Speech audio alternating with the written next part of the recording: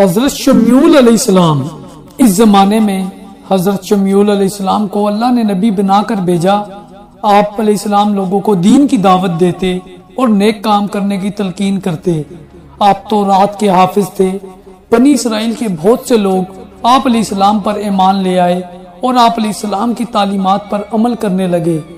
لوگوں نے حضرت شمیول علیہ السلام سے التجا کی کہ ہم طاقتوروں سے مغلوب ہو جاتے ہیں، وہ ہمارا خون بہاتے ہیں، ہمیں بے گھر کر دیتے ہیں، ہماری اولاد کو غلام بنا لیتے ہیں، ہماری کمزوری سے فائدہ اٹھا کر املکہ ہم سے تابوت سکینہ چھین کر لے گئے، ہم کچھ نہ کر سکے۔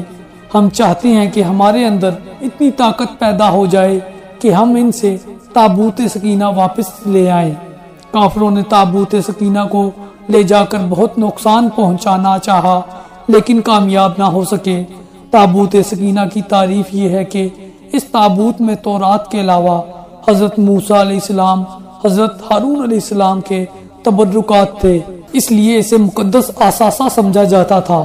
بنی اسرائیل نے شمیول سے کہا کہ ہمارے لیے کوئی بادشاہ مقرر کریں تاکہ ہم اپنی سلطنت قائم کر سکیں اور بادشاہ کی رہنمائی میں جہاد کر کے دشمنوں کو زیر کر سکیں۔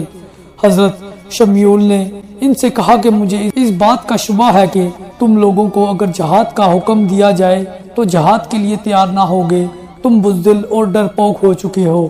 اسرائیلیوں نے کہا کہ ہم ضرور لڑیں گے، دشمنوں نے ہمیں ہمارے گھروں سے نکال دیا، ہمارے بیٹوں کو ہم سے جدا کر دیا، ہمارا دشمن جالوت ہے۔ حضرت شمیول علیہ السلام نے اپنی قوم بنی اسرائیل سے کہا کہ اللہ تعالیٰ طالوت کو تم پر بادشاہ مقرر کرے گا۔ اسرائیلیوں نے کہا کہ طالوت تو غریب ہے اور معمولی آدمی ہے، ہمارے پاس دولت بھی ہے اور عزت بھی ہے، طالوت کو ہم پر کس طرح بادشاہ مقرر کیا جائے گا؟ حضرت شمیول علیہ السلام نے کہا کہ طالوت کے پاس علم ہے اور وہ قوت ہے، اللہ تعالیٰ علم والا اور قوت والے کو پسند کرتا ہے۔ لوگوں نے کہا کہ اس کی بادشاہی کی کیا نشانی ہے؟ حضرت شمیول علیہ السلام نے جواب دیا کہ طالوت قوت والا ہے، وہ تنہا جا کر امالکہ سے تابوت سکینہ تم کو لا کر دے گا۔ اس کے بعد شمیول علیہ السلام نے طالوت سے جا کر کہا کہ اللہ نے بنی اسرائیل پر تمہیں بادشاہ مقرر کیا ہے، تم جالوت سے جنگ کرو اور امالکہ سے تابوت لے کر آؤ۔ حضرت طالوت جنگ کے لیے تیار ہو گئے، جنگ میں شامل کرنے کے لیے لوگوں کو جمع کیا اور کہا کہ جالوت ظالم ہے، ہم اس سے جہاد کریں گے اور تابوت سکینہ بھی واپس لائیں گے، کیا تم سب جہاد کے لیے جانے کے لیے تیار ہو؟ قوم اسرائیل نے کہا کہ ہم کیوں نہ جہاد کریں گے۔ جہاد میں شامل ہونے کے لیے بہت بڑی تعداد میں لوگ طالوت کے پاس گئے اور جہاد میں شرکت کرنے کی خواہش ظاہر کی۔ طالوت جانتے تھے کہ قوم بنی اسرائیل بزدل ہے۔ طالوت نے ان سے کہا کہ مجھے معلوم ہے کہ تمہارے حوصلے پست ہیں، تم میدان جنگ میں ٹھہر نہ سکو گے، اس لیے میں چاہتا ہوں کہ تمہیں آزمائش میں ڈالوں۔ جہاد میں جانے کے لیے تمہیں کڑے امتحان سے گزرنا ہوگا۔ جو لوگ اس آزمائش میں پورے اتریں گے وہی دشمن کا مقابلہ کر سکیں گے۔ طالوت نے جہاد میں جانے والوں سے کہا کہ جب دشمن کا مقابلہ کرنے چلو گے تو تم دیکھو گے کہ راستے میں ایک نہر بہہ رہی ہے، پانی دیکھ کر تم لوگوں کو پیاس محسوس ہوگی۔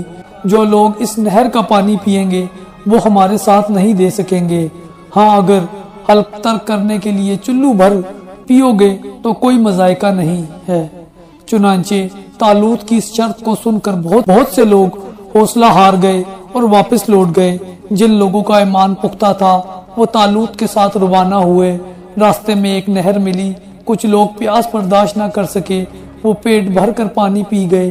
ایسے لوگوں کو طالوت نے علیحدہ کر دیا۔ جن لوگوں نے پیاس برداشت کی وہ طالوت کی فوج میں رہے، دشمن سے مقابلے کے لیے راستہ طے کرتے رہے۔ وہ اللہ پر پختہ یقین رکھتے تھے اور ایمان والے تھے۔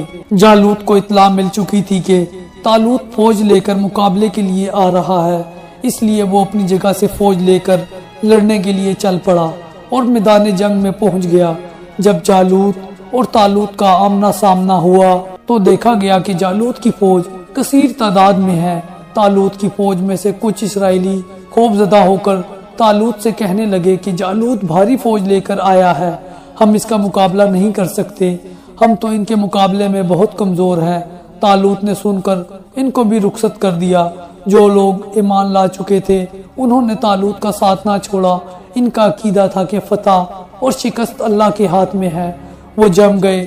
طالوت نے اللہ سے دعا کی کہ اے اللہ ہمارے قدم جمائے رکھ اور ہمیں صبر عطا کر اور کافروں پر فتح دے۔ جالوت نے پوری تیاری کے ساتھ آ کر مخاطب ہو کر بنی اسرائیل کے کسی ایک آدمی کو مقابلے کے لیے بلایا۔ طالوت کی فوج میں حضرت داؤد علیہ السلام بھی تھے جو ابھی چھوٹی عمر کے بچے تھے، کم سنی کے باعث لڑنے کی غرض سے نہیں آئے تھے۔ جب جالوت نے آواز دے کر للکارا تو حضرت داؤد علیہ السلام توقع کے خلاف بہادری کے ساتھ آگے بڑھے اور جالوت کا کام تمام کر دیا۔ چوں ہی جالوت ہلاک ہوا، جالوت کی فوج کے قدم میدان سے اکھڑ گئے اور بھاگنے لگی۔ میدان طالوت کے ہاتھ آیا۔ حضرت داؤد علیہ السلام کی جرأت اور بہادری دیکھ کر اسرائیلیوں میں خوشی کی لہر دوڑ گئی۔ داؤد ہر دل عزیز بن گئے۔ داؤد جب پختہ عمر کو پہنچے، اللہ نے انہیں نبی بنایا اور داؤد پر زبور نازل کی۔ آپ علیہ السلام نے بنی اسرائیل کی رہنمائی کی۔ آپ علیہ السلام بادشاہ بھی تھے۔ اللہ نے آپ علیہ السلام کو خلیفہ کے لقب سے نوازا۔